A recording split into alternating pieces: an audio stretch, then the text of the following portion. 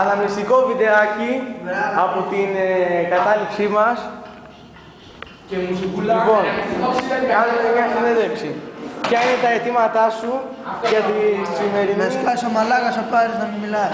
Πολύ καλό. Λοιπόν, πάμε στον επόμενο. Λοιπόν, Καμπά, εσένα ποια είναι τα αιτήματά σου? Δεν έχω αιτήματα, ήσασταν να περνάει η ώρα, βρε μαλάκα. Ωραία, λοιπόν, τα δικά σου αιτήματα για την σημερινή μας κατάληψη. Να μην κάνω μάθημα καθόλου. Ωραία, Τόλι, τα δικά σου. Να μην κάνουμε μάθημα. Γιατί βαριέμαι. Να συνεχίσει η κατάληψη. Ωραία. Ποια είναι τα αιτήματά σου για τη σημερινή κατάληψη? Να πεις ότι βάρη, Δεν φαίνεσαι. γιατί δεν μου κάθεται. Εντάξει, λοιπόν. Έλα, Δρόμο! Πήγε, ό,τι θέλω θεσμό.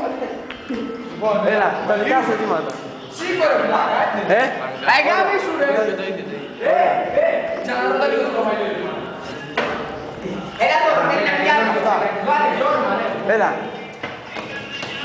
Τι? Να μιλήσει ο πρόεδρος. Σίγουρα, μαλάκα, μίλα. Μίλα, Λέγα.